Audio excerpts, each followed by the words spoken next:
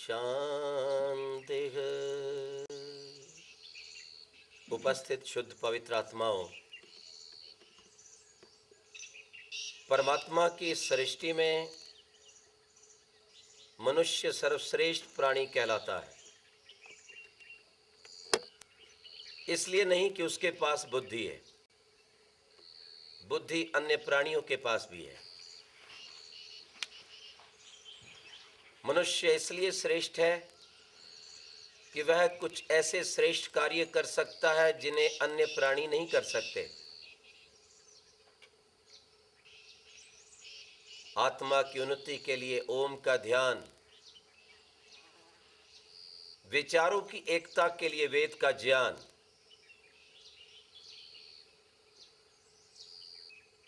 पर्यावरण की शुद्धि और रोगों से मुक्ति के लिए यज्ञ का अनुष्ठान, पारिवारिक शांति एवं सामाजिक उन्नति के लिए संस्कारी संतान तथा राष्ट्र की रक्षा के लिए राष्ट्रहित बलिदान, ये कुछ ऐसे विशिष्ट कार्य हैं जिन्हें केवल मनुष्य ही कर सकते हैं। और इसीलिए भगवान ने हमें ये सबसे श्रेष्ठ, सबसे सुंदर मानव का चोला दिया है। और इसे और श्रेष्ठ बनाने के लिए, शुभ कर्म करने के लिए सृष्टि के आदि में वेद का ज्ञान दिया है। अभी हम आपके समक्ष कुछ वेद मंत्रों को प्रस्तुत कर रहे थे, जिनमें भगवान ने प्रेरणा दी है कि यदि हम संसार के दुखों से बचना चाहते हैं तो परम पिता परमात्मा, जो हमारा जन्मदाता है, कर्म फल प्रदाता है, उसकी उपासना करें। न अन्य पंथा अयनाय, उस भगवान को छोड़कर पूर्ण सुख प्राप्ति का और कोई मार्ग नहीं है। अनेकों व्यक्तियों को देख लीजिए, राजाओं महाराजाओं को, धनाढ्यों को, नेताओं को देख लीजिए, दुनिया भर का धन उनके घर में है, परंतु फिर भी वे दुखी हैं, चिंतित हैं, उदास हैं, हताश और निराश हैं। कारण, धन तो है पर मन की शांति नहीं और आत्मा में आनंद नहीं। मानसिक शांति और आत्मिक आनंद का मूल साधन परम पिता परमात्मा का ध्यान है। यदि किसी व्यक्ति का कोई प्रिय चल बसे तो दुनिया का मूल्यवान धन भी उसे शांत नहीं कर सकता। किसी पत्नी का पति, किसी पुत्र का पिता, किसी पुत्री की माता यदि उसे छोड़कर सदा के लिए चले जाएं तो संसार की कोई ऐसी वस्तु नहीं है जिसे आप उसे देकर और शांत कर दें। ध्यान रखिए, यदि पूर्ण शांति, पूर्ण सुख कहीं से मिल सकता है तो वो केवल परम पिता परमात्मा के सानिध्य और ध्यान से ही। और जब व्यक्ति इस बात को समझ लेता है तब संसार के दुखों से बच जाता है।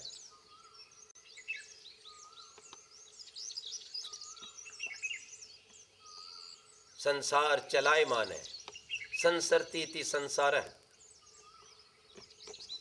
संसार परिवर्तनशील है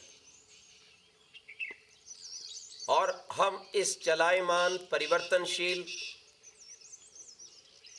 संसार से सुख चाहते हैं।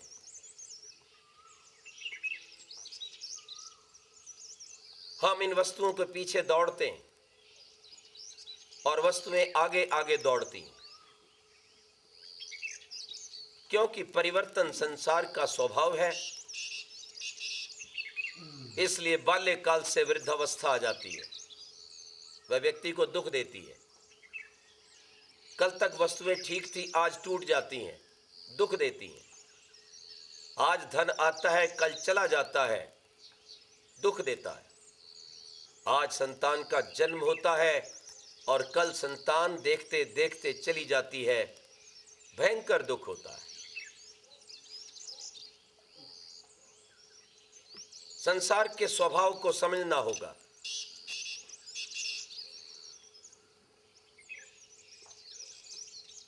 तभी हमें पूर्ण शांति मिल सकती है और आत्मा को जीवन का लक्ष्य प्राप्त हो सकता है। विचार कीजिए, जो वस्तु स्वयं सदा नहीं रह सकती, वो आपको सदा सुख कैसे दे सकती है? जो टूट सकती है, फूट सकती है, आपसे दूर जा सकती है और रूठ सकती है, जो क्षण क्षण में परिवर्तनशील है, एक रस नहीं, कूटस्थ नहीं, नित्य नहीं, भला ऐसी संसार की वस्तुएं मन को शांति और आत्मा को सदा आनंद कैसे दे सकती हैं? हाँ, शरीर को क्षणिक सुख मिल सकता है, परंतु आत्मा को स्थायी सुख नहीं मिल सकता, जिसे वैदिक वाङ्मय में स्वर्यस्य च केवलम कहा गया है। यदि स्थायी सुख चाहिए तो उस स्थायी परमात्मा की गोद में बैठना होगा, परमात्मा की वेदवाणी के द्वारा उस परमात्मा का ध्यान लगाना होगा, और कोई मार्ग नहीं है। नए अन्यः पंथा विद्यते अयनाय। बड़े बड़े राजा और महाराजा संसार छोड़कर क्यों चले गए? क्योंकि उन्हें वहां स्थायी सुख नहीं मिला। बड़े बड़े वैज्ञानिक स्थायी सुख ना मिलने से आत्महत्या कर लेते हैं। आज देश और विदेश में आत्महत्याओं की परंपरा प्रारंभ हो गई है। क्यों करते हैं आत्महत्या? क्योंकि जब अपने सामने वाले व्यक्ति उन्हें छोड़ देते हैं, उनका हृदय तोड़ देते हैं और वस्तुएं उनके इच्छा अनुसार उन्हें नहीं मिलती, तो वो जीवन की डोर को तोड़ देते हैं और आत्महत्या करने का पाप कर बैठते हैं। यदि संसार के स्वभाव को समझ लें, यदि प्रकृति की स्थिति को जान लें, तो व्यक्ति आत्महत्या कभी ना करे। जिस दिन संसार के लोग ये जान जाएंगे कि प्रकृति परिवर्तनशील है, संसार परिवर्तनशील है, इसमें क्षणिक सुख तो है पर स्थायी आनंद नहीं है। ये थोड़ी देर के लिए आपका साधन तो बन सकती है, पर साधना का लक्ष्य नहीं बन सकती। इसलिए भक्त पुकार उठता है वेद के शब्दों में, नमस्ते अस्तु पश्यत पश्य माम पश्यत।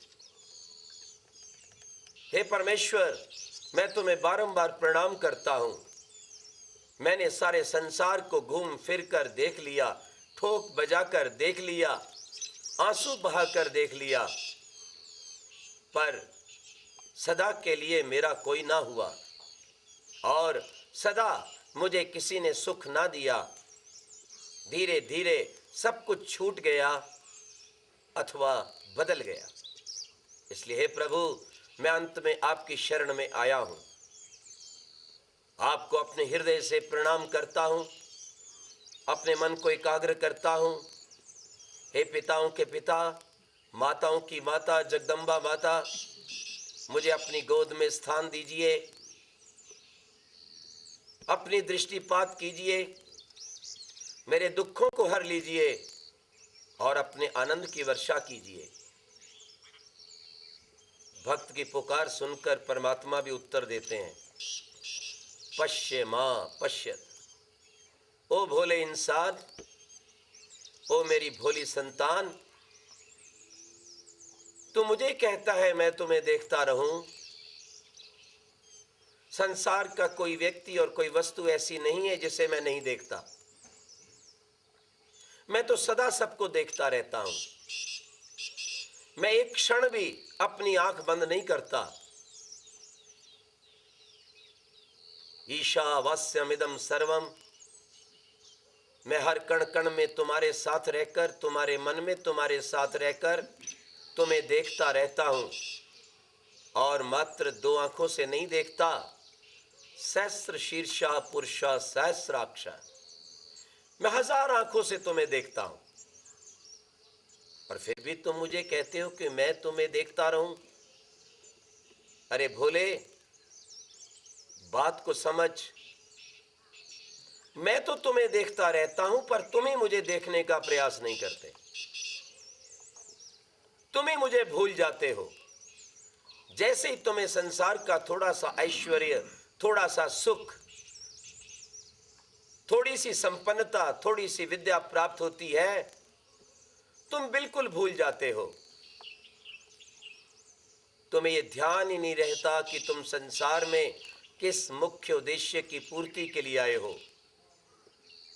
तुम तो मात्र अपने जीवन का लक्ष्य धन और इंद्रियों का भोग समझ लेते हो।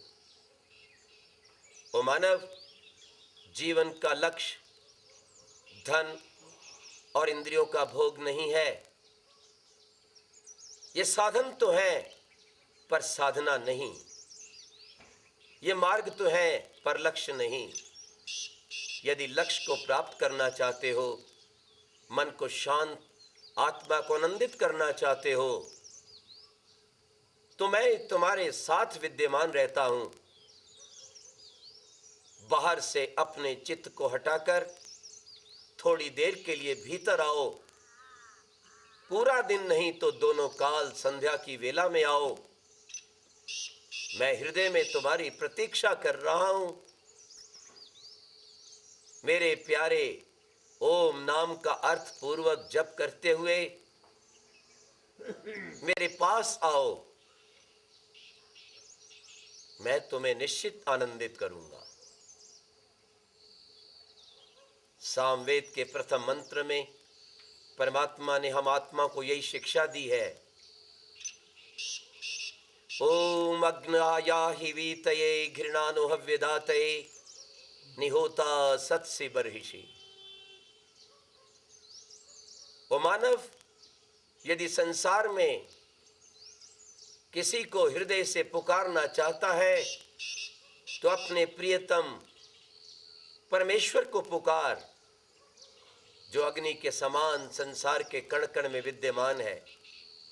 जैसे अग्नि दिखाई नहीं देती, ठीक वैसे ही मैं भी तुम्हें दिखाई नहीं देता। मेरे पास आओ, परंतु ध्यान रखो, मेरे पास आकर मेरे आनंद को तभी प्राप्त कर सकोगे वीतये, जब तुम अपने दुर्गुणों को दूर कर दोगे। शरीर शुद्ध हो, खान पान शुद्ध हो, अंडा, मांस, मछली, तंबाकू, शराब और इनसे बनी वस्तुएं त्याग दो। अपने मन से, अपने तन से ऐसे कर्म करो जिसके द्वारा किसी भी व्यक्ति को, किसी सज्जन को कष्ट ना हो।